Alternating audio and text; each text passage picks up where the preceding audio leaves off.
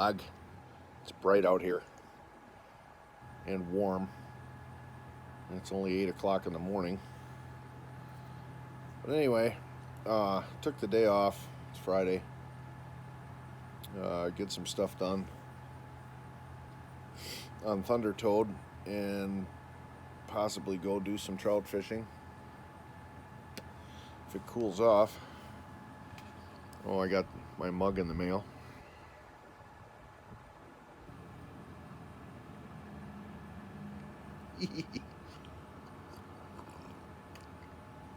It's not the truth, but whatever. Anyway, my new wheels and tires are mounted up. So what I'm doing this morning is I'm taking the old Runamucks off and mounting the new wheels and tires.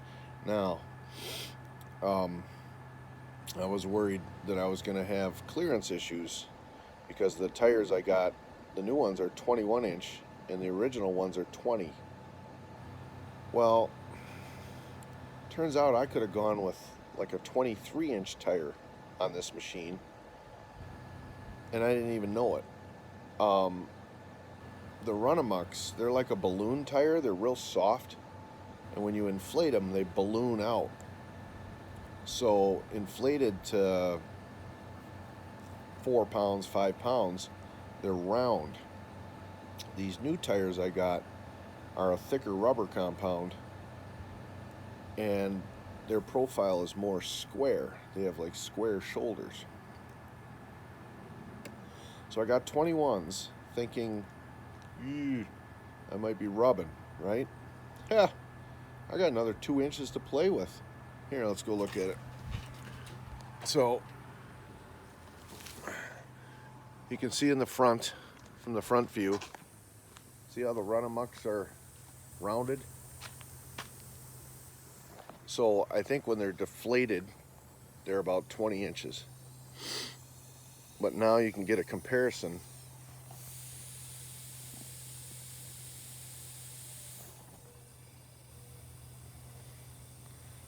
$400 in tires that are now mounted, and I've got enough clearance under here. I could have gone with 23s. These are fully inflated right now, and here's a fully inflated Runamuck. So I thought 20 inches. I thought if I went to 21, I'd be safe. So those new ones are 21s, and I could have got 23s. And now I just shorted myself 2 inches of clearance, ground clearance, by going with the 21s. And I can't, once the tires are mounted, you can't return them. But I did get matching Argo rims, matches the body. I did not know that was available. I purchased those through Argo Adventures. I think they're up in Canada. But they match pretty near perfect. So I anticipate I'm going to have some high centering problems. Quite a bit. That does not make me happy because that's a lot of work. You high center one of these machines, trying to rock it out. Yeah. Not so much fun. Ground clearance is the key with these things. The more, the better. So, what I'm doing now is I'm taking off the track spacer kits and tucking these tires in narrower to the tub so that I avoid high centering problems as well, and also avoid possibly damaging the axle with a rock. So if you look at the front two tires, still have the kit on. See how much space is right here? So a rock or a stump or something could run up in between the tire and the tub, hit that axle and bend it. So if you look down below, you can see the new Kendas are on there, and it's a lot shorter, a lot less distance. So there's a lot less problems that could happen with something getting under there and bending an axle. So narrows the wheel stance, so it's easier to get out when you high center and whatnot. So these are Kendas, 21 by 11-8s, and they got a really nice aggressive tread on them. They're a copy of the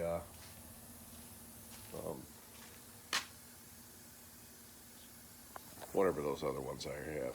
I think I said that already. They're a copy of those, and they got nice tall lug on them, so they should dig pretty good in the mud, and they should swim really well. That's why I'm mounting them backwards, in case anybody's wondering. These are the kind of tires that go on trenchers. It's basically a lawn and garden tire for like trenching machines and stuff like that. So I think they'll work pretty well. But I did discover, somewhere I read that those other tires, I don't know why I can't ever remember what they're called. Let's walk over there and look at them.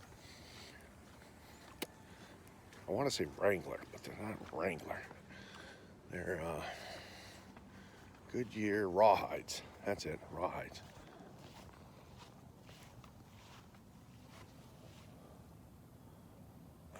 Same basic chevron lug design, but you notice these have more of a rounded shoulder right here. And these new Kendas are square. So I laid one of the Kendas in my tracks, and they won't work with my tracks. Because I've heard on forums and whatnot that you should run the Rawhides on tracks because they're a better rubber compound, but they won't fit down inside the side grippers or whatever they're called. Ideally, the perfect tire is that Runamuck because it's rounded.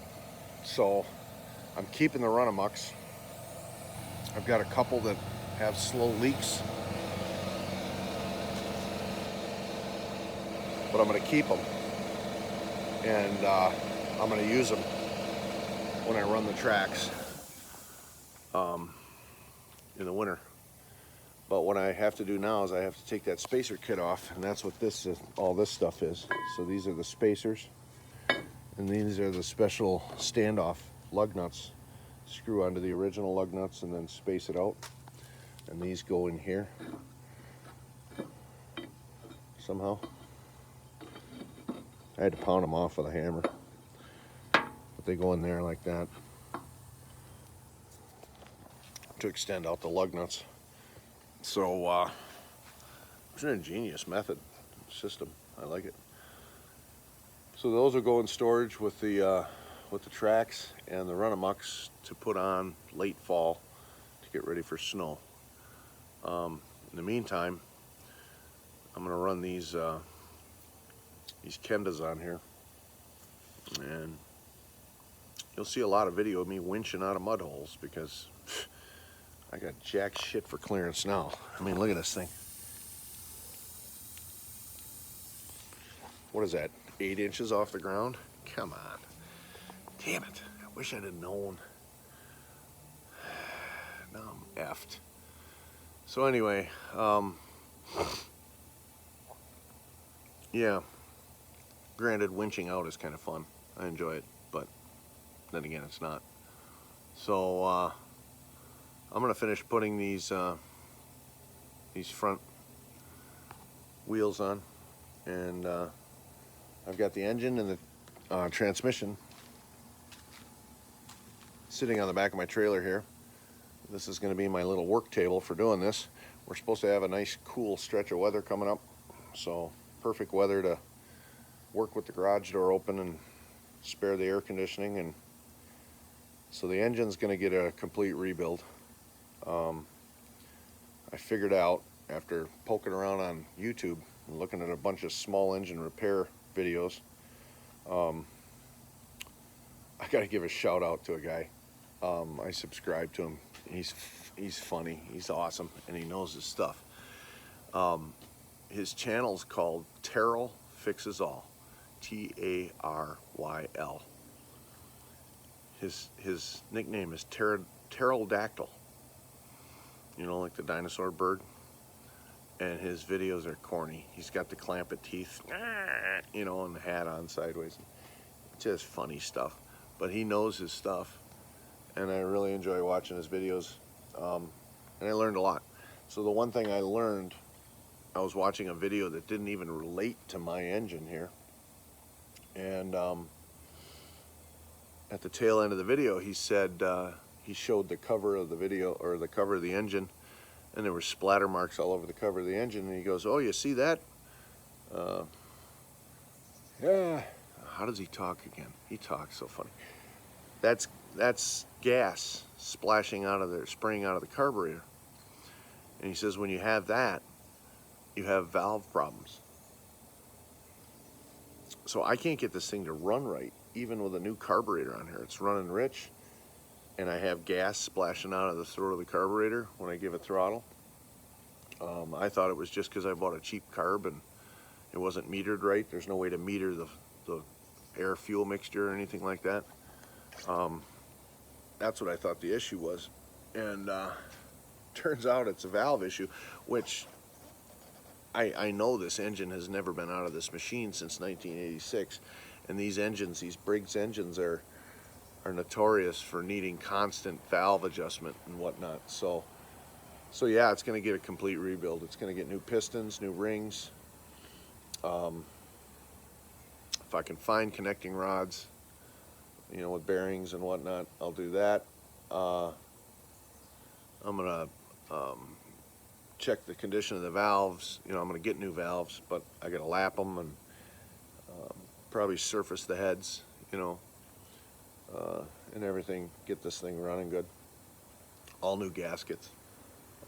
So yeah, total makeover, and that should really give me some good power too, because right now she seems kind of doggy on the hills. You know, you put the coals to it on the hills, and it's kind of doggy, and it backfires too. So all those things I learned are due to valve issues. So it needs a valve job bad, for sure. So yeah, that's in the works. And then this transmission, I'm gonna tear this thing apart and try to figure out why I lost power to that left side. Yeah, this whole passenger side here, I got no power to the drive wheels. So something snapped in that tranny box, and I got to figure out what it is, whether there's a keyway in there or a shaft snapped or a gear or something. I don't know. It's not grinding or anything. It's just no power to that left side. So check into that too. If that ends up being out of my wheelhouse for repairs, I'm going to talk to my Argo dealer. There's an Argo dealer up in Minocqua, Wisconsin, and I'm going to talk to those guys and see if maybe they can fix it. But I get the impression, I don't know this for sure, but I get the impression that they're just a dealer. They just sell the machines. They don't really have any Argo certified mechanics that work on them. So that's kind of a concern. But the transmission is so small, once I get all the brakes